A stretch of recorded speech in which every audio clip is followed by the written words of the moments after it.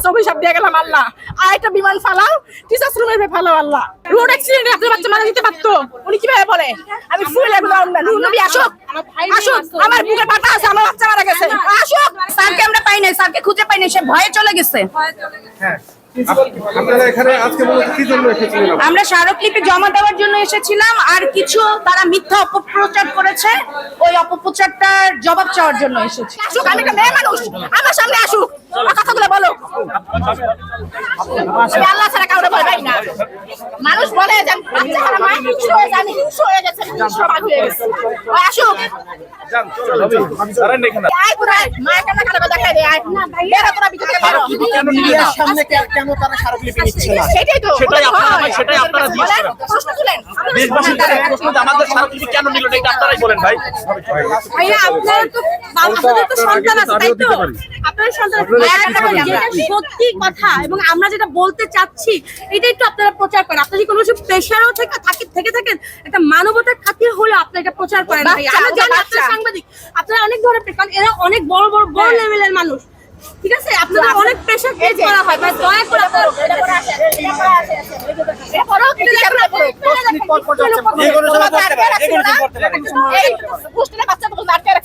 ভাইয়া দেখেন ওরা ক্লাস করতেছে, ধরেন পড়াইতেছে, বিমানের সাউন্ডটা ওদেরকে বারবার ওদের মনোযোগ দিতে পারতেছে না। ওদের ভিতরে এখনো ভয় কাজ করতেছে। আপনি দেখেন অনেক বাচ্চারা বলবো ভয় কাজ করতেছে। দয়া করে ভাইয়া শুনেন, বলার কিছু নাই, আপনারা জানেন আমরা সুষ্ঠু বিচার চাচ্ছি।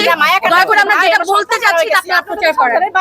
মানে নট যে আপনারা আমরা জানি আপনারা প্রেশার আছেন, বাট প্রেশার থেকে একটা মানবতা থাকলে হলে কেন হইছে, কেন আপনি এটা কেন নিচ্ছেন না, কেন আপনি? আপনি কার গার্জিয়ান যদি একটু আমি আইমানের ফুপু, ক্লাস 4। নাম কি ক্লাস আপনার? 4। আমার নাম সঞ্জিদা। আচ্ছা আপনার নাম? উনি আইমানের আম্মু। আমরা মানুষের একটু বলতেন আইমানের আম্মু একটু আবার। কি বলুন ভাইয়া, আমরা কি মায়া কান্না করি? আমরা টাকার জন্য করি। আমাদের ভাইয়া আপনি বলেন বাবা হিসেবে আমাদের সারা দুনিয়া আপনার হাতে দিয়ে বলেন আপনি আইমানের দুঃখ ভুলে যান, আমি বলতে পারবো? আমি কখনো বলতে পারবো না। উনি কিভাবে বলে যেন আমরা টাকার জন্য এগুলো করতেছি, আমরা মায়া কান্না করতেছি? আমার প্রথম সন্তান, আমার প্রথম আবেগ, আমার মা হওয়ার আবেগ, আমার প্রথম সন্তান আমাদের আবেগ কি একটা মা বুঝে? আমাদের বংশের সবচেয়ে প্রথম মেয়ে আমার। ওনারা বলে আপনারা ইন্টার থেকে ফ্রি করে দেব। আমি 5 কোটি না, আমি 50 কোটি টাকা দিব মেয়ের একদিনের জন্য ফ্রি। একদিনের জন্য আমি বুকে জড়াই দিই, আমার বাচ্চাকে বুকে জড়াই বন্ধু ধরতে পারি নাই। এত মানুষের বুকে বন্ধু জড়াই ধরতে পারি না বাচ্চারে। আজকে টাকা দিয়ে আমি এই মৃত্যু কবে দিয়ে গেছি, আল্লাহর কাছে অভিশাপ দিয়ে গেলাম আল্লাহ। আর একটা বিমান ফালাও, টিচার্স রুমের ফালাও আল্লাহ। অভিশাপ দিতে দেন, মার অভিশাপ যদি গায়ে লাগিয়ে দেন আমার আওয়াজ করতেছে দাদা, লাগে না, এটা লাগে না। আমার আওয়াজ করতেছে, ভয় নাই, আমি বলি যে এরা লাগে না বাবা।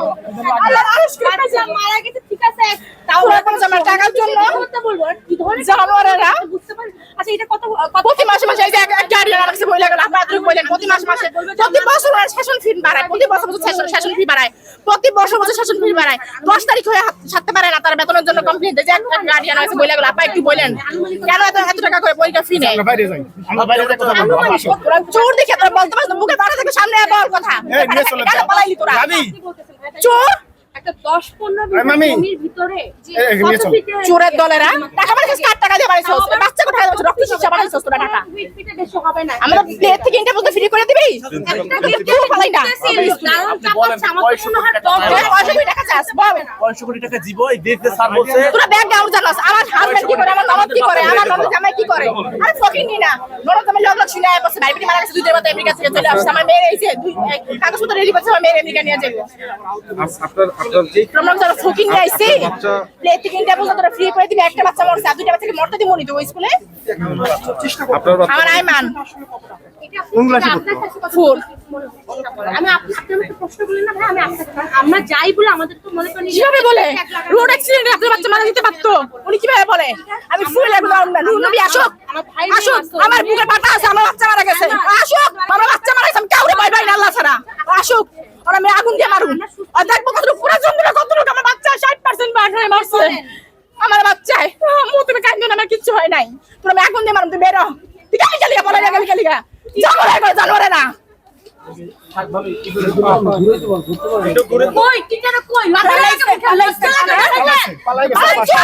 ঘুরাবো বের হতো না ওরা সব পালাইছে নুরুন নবী না তো সাহস নাই চলে দেবাইছো ফকিনিরা লোক দেখাস আমরা ইন্টারভিউ বল আমরা লোক দেখাস আমাদের এটা বলতে ফ্রি করে দিবে আর একটা বাচ্চা বসে আমি কি আর বাচ্চা মারতে দিব আমি স্কুলে ঢুকতে যাই না ভাই আমার ভাই আমার কাছে আমি ঢুকতে যাই না ভাই স্কুলে আমার হাজবেন্ড সহ্য করতে পারে না আমি মা হয়ে অনেক সময় আমি সহ্য করি না আমার পাঠাইছে ও সহ্য করতে পারে না স্কুলে আসতেছেন তাদের সঙ্গে দেখা করবেন তারা আপনার থেকে পাত্তা কারণ কি তারা আমাদের নামে যে মিথ্যা অপপ্রচার করেছে ওদিন আমি কথা বলার কারণে আমরা এটাই ওনাকে জানালাম।